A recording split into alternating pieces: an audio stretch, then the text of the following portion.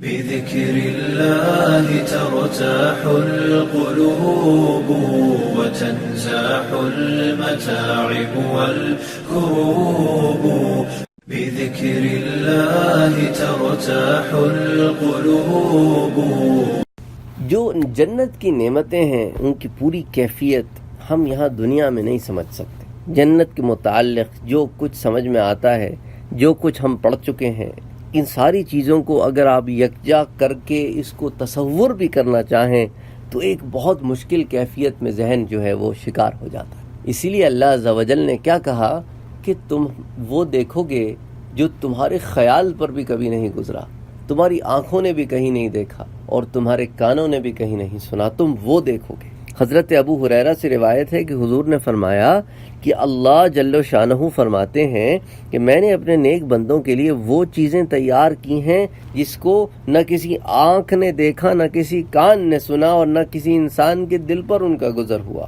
پھر حضور نے فرمایا کہ قرآن کی اس بات کی تصدیق اگر کرنا چاہو تو قرآن کی اس آیت کو دیکھ لو، اگر اس بات کی تصدیق کرنا چاہو تو قرآن اس کی تفسیر بیان کرتا ہے کہ ایسی چیز ہوگی وہاں پہ جو چھپی ہوئی ہے، ما اخفی لہم من قرۃ اعین، کہ ان کی جو ہے آنکھوں کو ٹھنڈک پہنچائے گی. اصلا مسلم شریف کی ایک روایت ہے کہ حضور نے اوپر والا جو مضمون میں نے آپ سے بیان کیا ہے وہ ارشاد فرما کر آخر میں یوں کہا کہ اللہ تعالیٰ نے بذریعہ آیت قرآنی حضور صلی اللہ علیہ وآلہ وسلم کی زبانی جن جنت کی نعمتوں کا تذکرہ فرما دیا ہے، اس کے علاوہ جو نعمتیں ہیں وہ بہت زیادہ ہیں.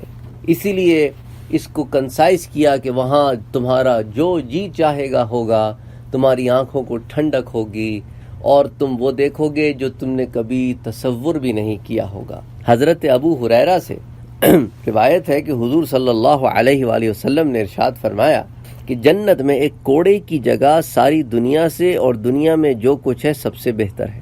اسی طرح ارشاد فرمایا کہ جتنی جگہ میں آدھی کمان رکھی جاتی ہے، جنت میں اتنی سی جگہ ان سب چیزوں سے بہتر ہے جن پر سورج طلوع یا غروب ہوتا ہے.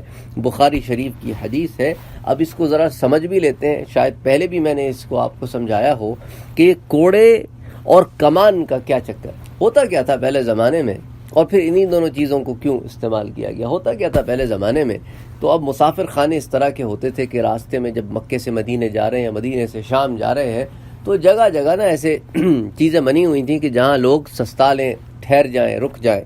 تو اب وہاں پر جو ہے ایک لمیٹڈ سپیس ہوتی تھی اور لوگ بہت ہوتے تھے، تو لوگ کیا کرتے تھے کہ کہیں جگہ گھیرنی ہے تو وہاں پر اگر تو بندہ پیدل ہے تو اپنی کمان ڈال دیتا تھا.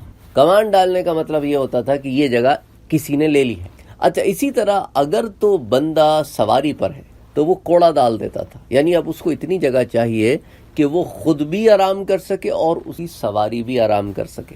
تو اس لیے کوڑے اور کمان کا استعمال کیا گیا، یعنی جتنی جگہ تم یہاں گھیرتے ہو کمان اور کوڑے سے تشبیہاً، تو وہ اتنی جگہ اگر جنت کی، صرف اتنی سی جگہ جنت کی اگر کسی کو مل جائے، وہ ان تمام چیزوں سے افضل ہے جن پر سورج طلوع ہوتا ہے.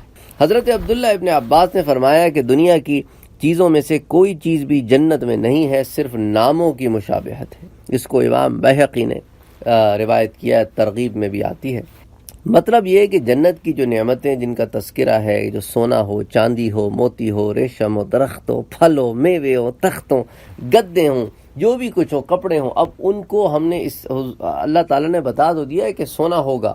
اب وہ جو سونا وہاں ہوگا وہ اس سے بہت بہتر ہوگا جو سونا ہم یہاں دیکھتے ہیں. جو چاندی وہاں ہوگی وہ اس سے بہت بہتر ہوگی جو چاندی ہم یہاں دیکھتے ہیں. تو اس لیے فرمایا کہ جنت جو ہے it is beyond your understanding, beyond your comprehension. تمہیں کچھ حالات و واقعات بتا دیے جاتے ہیں تاکہ تم جو ہے ایک سمجھ پیدا کر لو. بذكر الله ترتاح القلوب وتنزاح المتاعب والكروب